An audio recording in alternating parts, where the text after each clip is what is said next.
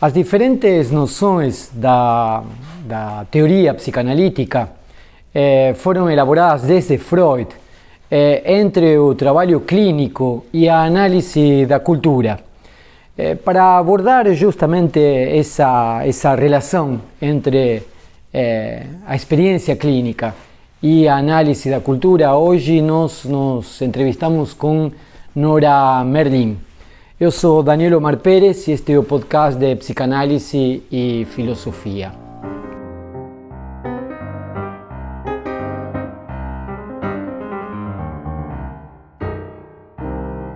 Hola Nora, ¿qué tal? Hola, ¿cómo estás? Nora, para comenzar quería un poco recordar el recorrido que vos hacés como escritora, como psicoanalista, como profesora, como investigadora, como escritora. Vos, si mal no recuerdo, comenzaste con un libro que se llama Psicoanálisis y Populismo. Populismo y psicoanálisis. Populismo y psicoanálisis. Sí. Después pasaste a la colonización de la subjetividad, después a mentir y colonizar, y después la reinvención de la democracia. Sí. ¿Cuál es ese recorrido que vos hacés? ¿Por qué esa tetralogía? Sí, y el próximo libro es que no salió todavía, pero eso es una primicia. Ajá. Es El despertar afectivo. El quinto sería. Sí. ¿Hay una serie de eso? ¿Hay una secuencia? Yo creo que el denominador común, mi tema central es el pueblo. Uh-huh. Es la construcción. La noción del pueblo, la noción de pueblo. Es lo que insiste en todos los libros. ¿No? Yo empiezo a trabajar mi tesis de maestría de Ciencias Políticas con Ernesto Laclau. Uh-huh. Y en esa tesis propongo la diferencia entre masa y pueblo, porque yo veía como un déficit en la academia, en la gente que trabajaba el populismo, en el sentido común ni hablar, por supuesto, como que todo era lo mismo, ¿no? Masa, pueblo, a veces masa, a veces pueblo. Hay una interpretación que se puede hacer inclusive desde el propio psicología de las masas y análisis del yo, donde parece que grupo, masa, pueblo puede ser interpretado de la misma forma también, ¿no? Pero claro, porque el sentido común, inclusive los académicos, hasta hace un tiempo veían un grupo de gente en la calle y decían, esa masa. Y puede ser un grupo y no ser una masa, ¿no? Sí. O sea, y muchas veces la evaluación tenía que ver con los prejuicios del sujeto, ¿no? Entonces, si te gustaba, decías sociedad o qué sé yo. Y si el grupo te gustaba era un grupo importante, claro, si no te gustaba era una masa.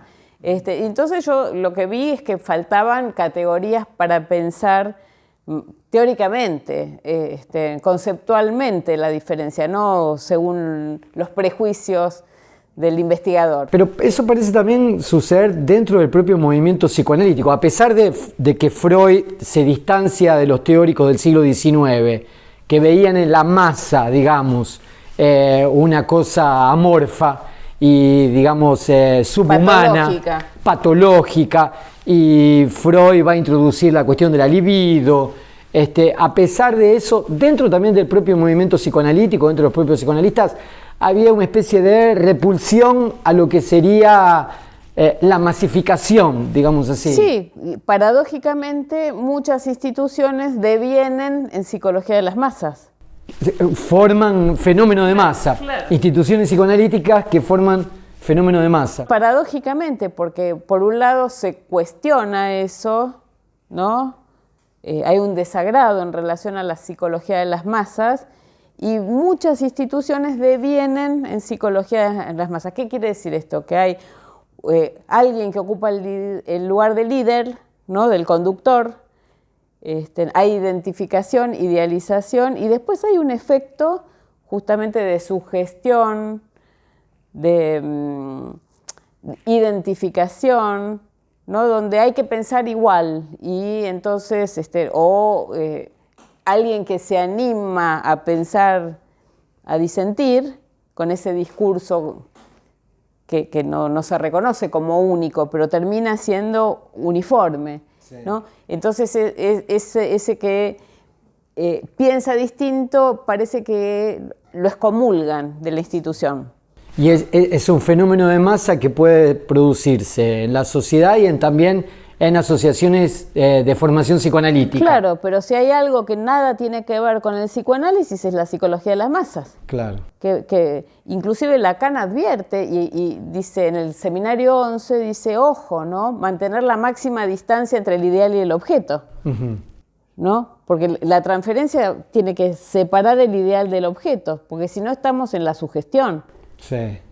Entonces él dice, todo el tiempo hay que mantener esa distancia. ¿Y cómo diferenciamos el fenómeno de masa, que sería ese fenómeno de alienación y de, digamos, de idealización y de lo idéntico, digamos, a una relación en común que no sea un mero fenómeno de masa? Bueno, ese es el desafío que tenemos. Que no es fácil porque es un saber hacer y habitar, se podría decir, en comunidad horizontalmente con lo hétero, uh-huh. ¿No? Y no es sencillo, porque uno en general se defiende el narcisismo y no se quiere saber nada. Y hay muchos fenómenos inclusive en las instituciones psicoanalíticas o en la política, que aparecen como discrepancias teóricas y son a veces diferencias intolerables del narcisismo, uh-huh. ¿no?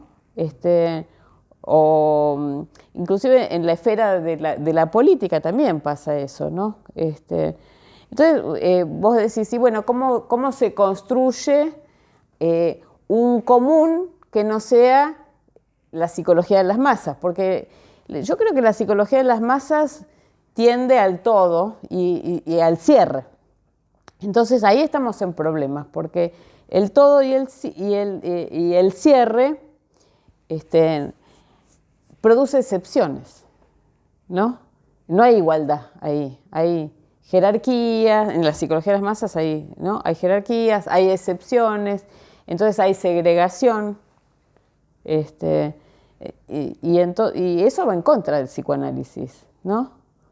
El psicoanálisis nada tiene que ver con la uniformidad o con esa identidad homogénea. El psicoanálisis, muchos psicoanalistas dicen, bueno, el psicoanálisis es uno por uno, caso por caso. Bueno, esa es la teoría, pero después muchas veces tienden a lo contrario, uh-huh. ¿No? Al discurso único, todos pensando igual, a la moda, a la identificación, al cierre. Entonces, vos me preguntabas por populismo y psicoanálisis, y entonces yo pensaba que era importante hacer esa distinción, porque la teoría de la masa no es una teoría discursiva, es libidinal. Y si no es discursiva, tampoco es política. Porque la materialidad de la política es el discurso, ¿no? O es el lenguaje. Entonces la teoría de las masas, la psicología de las masas, es eminentemente la sugestión, la identificación, la libido. Eso no quiere decir que la gente de la masa no habla. Pero eso es como una ecolalia, ¿no? Una repetición de todos lo mismo, donde me parece que no es un modo de lazo social discursivo. Yo lo pienso más como una categoría moral que política. Entonces el pueblo sí es una categoría problemática, discursiva,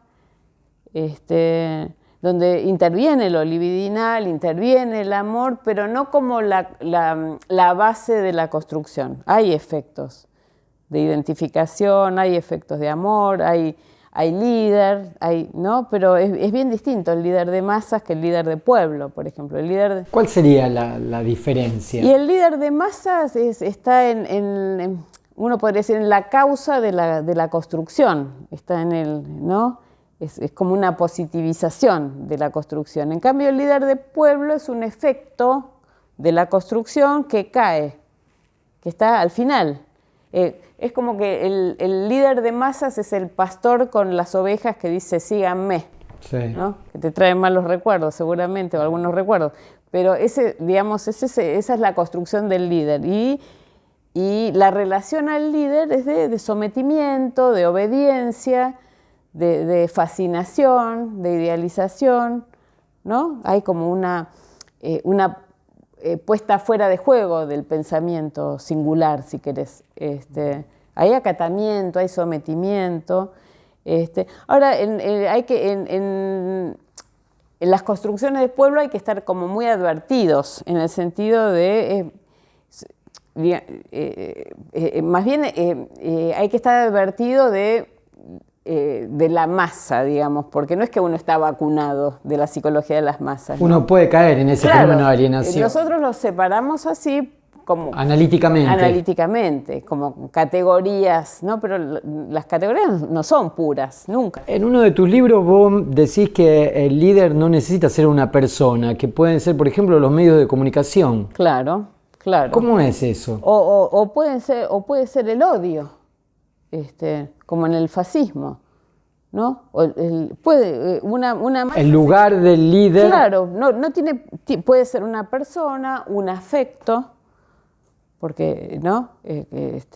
Porque el líder sería lo que de algún modo sería el denominador común de la masa. Claro. Y ese denominador común puede estar en el lugar de una persona que te dice, idea, de un medio de comunicación que te dice, o de un afecto como el odio. Claro. El odio nos puede unir, digamos. Claro.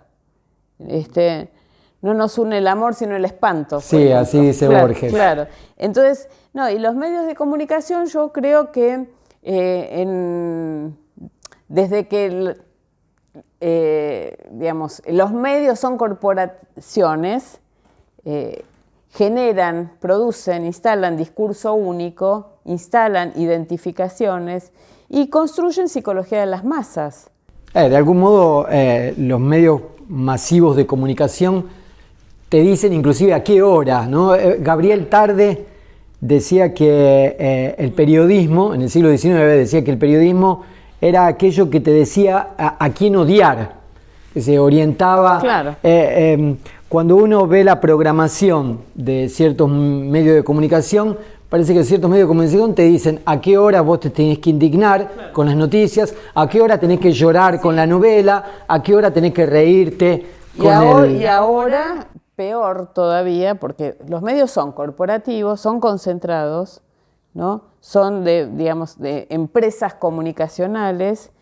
La misma información que se da aquí en Buenos Aires, se da en San Paulo y se da en Berlín. Sí, ¿no? Entonces te dicen... Por una cadena de medios de comunicación. Claro, te dicen a quién tenés que votar, qué tenés que comer, a dónde tenés que ir a veranear, inclusive quién es culpable y quién es inocente, por ejemplo, ¿no?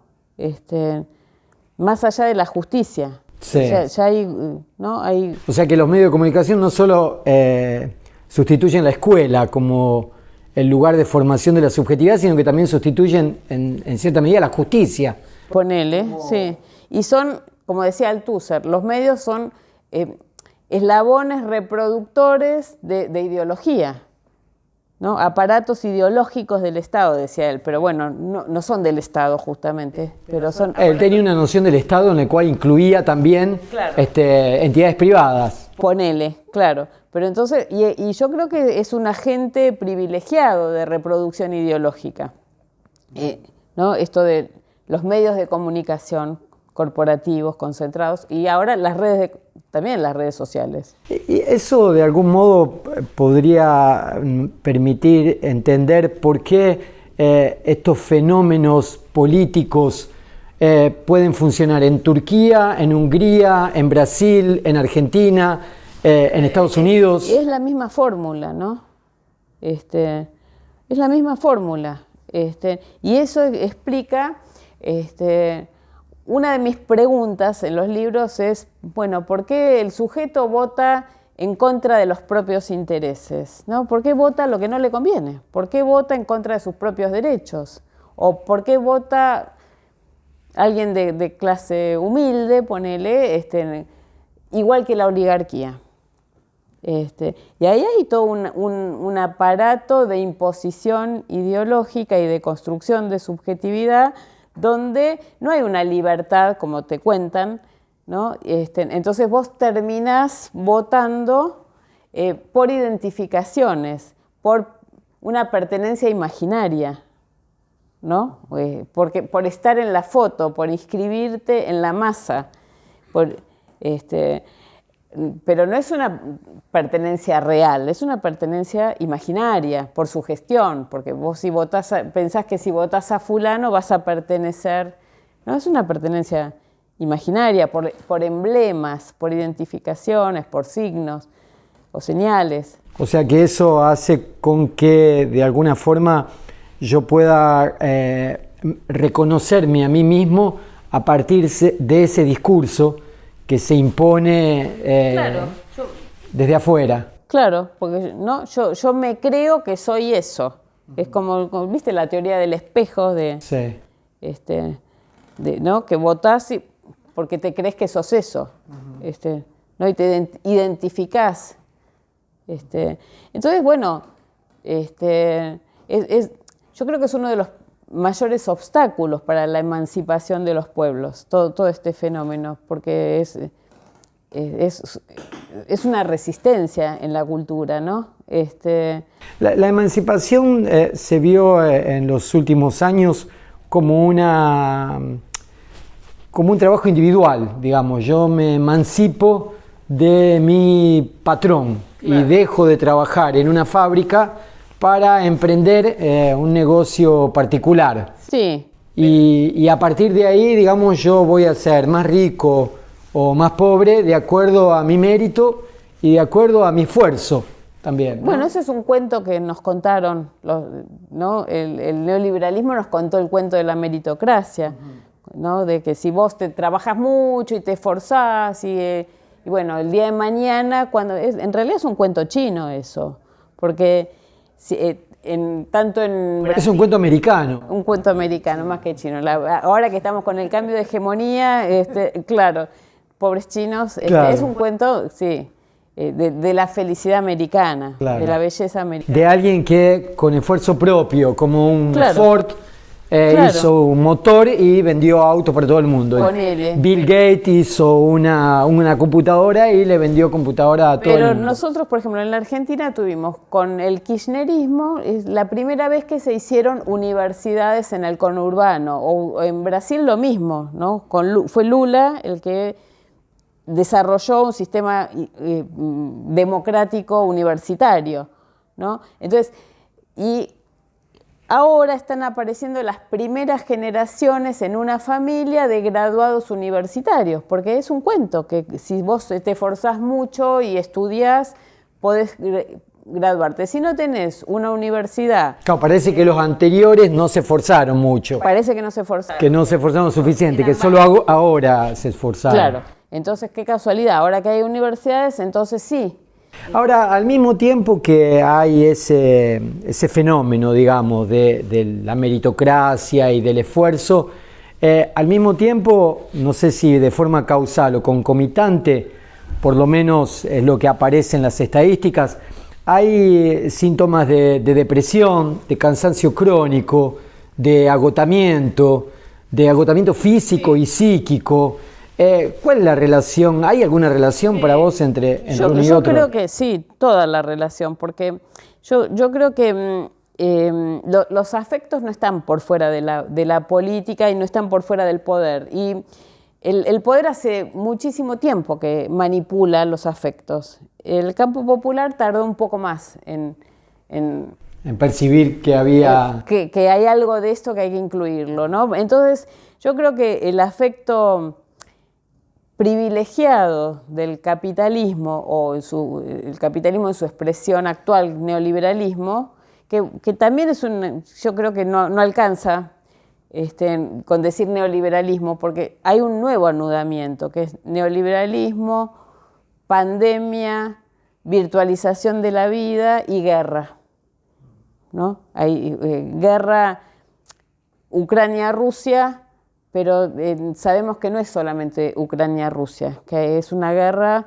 hay como una militarización del mundo y una guerra por... Y hay guerras permanentes en África, y hay guerras en Israel y Palestina, y hay guerras... Y hay un cambio de paradigma de lo unipolar a lo multipolar y estamos en esa transición, ¿no? Como que el neoliberalismo se fue anudando a la virtualización de la vida y hay que empezar a pensar en estos fenómenos también, en su anudamiento. Ahora, estábamos con los afectos y el afecto privilegiado, te diría, del neoliberalismo es la angustia. Porque es la angustia. Es la angustia, porque, digamos, hay muchas definiciones de la angustia. En Freud desde el proyecto para neurólogos habla de la angustia o el afecto, dice, ¿no?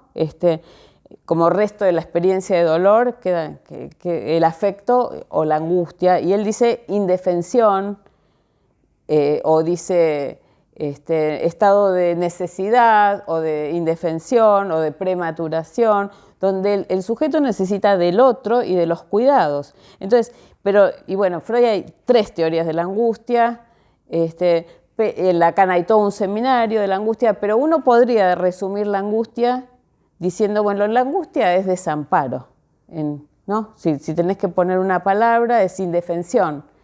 Entonces, lo que busca el neoliberalismo es eso, es una subjetividad desamparada, sin protección, sin derechos, en estado de nuda vida, diría Agamben, ¿no? Sin el ropaje de la protección estatal, política, de los derechos o lo que sea. Entonces busca un sujeto en estado de indefensión. Digamos, destaca el yo individual y después lo deja solo. Lo deja caído ahí, ¿no? Solo con la pulsión de muerte, en estado de desintegración, porque se atenta contra el tejido social, contra todo tipo de vínculos o de lazo social o de discursos o todo lo que es amparo, ¿no? Autoridad, límites, va quebrando todos los diques que Freud dice en la cultura, como la moral o la vergüenza. Bueno, va erradicando todo esto, ¿no? Y podríamos decir, digamos, tal vez metafóricamente, que la dirección de la cura, tanto clínica cuanto política, delante de ese yo individual que se destaca y se deja caer, sí. La dirección sería la reconstitución de los lazos sociales. Sí. Yo creo que sí, porque yo creo que eso es como un freno de mano al neoliberalismo, porque es el discurso, que hay que ver si es un discurso, pero supongamos que es un discurso capitalista, atenta contra, ¿no? Es un lazo social distinto. Ajá. Entonces, que rechaza el amor, que rechaza la política, que rechaza la imposibilidad, y entonces, como vos decías, el capitalismo o el neoliberalismo es el triunfo o la exacerbación del yo o del individuo, porque está en el ideario del neoliberalismo, ¿no? Se acabaron las sociedades, es la época del individuo, entonces se acabaron los lazos sociales, y yo creo que en todas las culturas está la grieta ahora. Yo creo que es el triunfo más acabado del neoliberalismo, porque eso no es el conflicto político. Eso no tiene nada que ver con el conflicto. La grieta es una grieta de odio, ¿no? Que nada tiene que ver con la hospitalidad o con la cultura de la amistad. La grieta hay familias destruidas, grupos de amigos destruidos. Y ese es un fenómeno de Argentina, de Brasil, de Estados Unidos, entre Trump y demócratas. Es el triunfo del neoliberalismo, que es el triunfo del odio. Entonces, vos me preguntabas por los afectos en el neoliberalismo. Yo creo que hay un triunfo de la angustia, hay una angustia generalizada, una tristeza generalizada, y después están los derivados de la angustia, como por ejemplo la culpa, ¿no? La culpa es un derivado de la angustia, la obediencia es un derivado de la angustia, así lo formula Freud en Inhibición, síntoma y angustia, ¿no? La obediencia es una elaboración de la angustia, como una defensa también frente a la angustia. Entonces tenemos una subjetividad o sociedades con epidemia de angustia, con epidemia de culpa, epidemia de obediencia, ¿no? Una sociedad donde se necesita que seamos culpables, porque si vos no tenés realizaciones en tu vida, sos culpable, porque no administraste bien o no hiciste bien las cuentas, gastaste más de lo que podías, y en los pueblos es lo mismo, para los pueblos, ¿no? En la memoria tanto individual cuanto colectiva. Por ejemplo, sí, ¿no? En los pueblos, bueno, ¿qué nos dice el Fondo Monetario, los organismos financieros? Bueno, ustedes gastaron más de lo que podían, vivían en una fiesta, no era natural que, ¿no? Que la gente cambie el auto, que se compre celulares, aire acondicionado, eso no es natural. Quisieron romper, ¿no?, lo normal. Entonces, bueno, así les va, son culpables. Ese es el tema de tu próximo libro. Y mi próximo libro se llama Despertar afectivo hacia un amor político. Yo creo que bueno, esa... bueno, no les cuento porque si no, no lo van a leer. Lo dejamos para la próxima conversación, entonces. Dale. Está bien. Bueno. Gracias, Nora. No, nada. Terminamos por acá.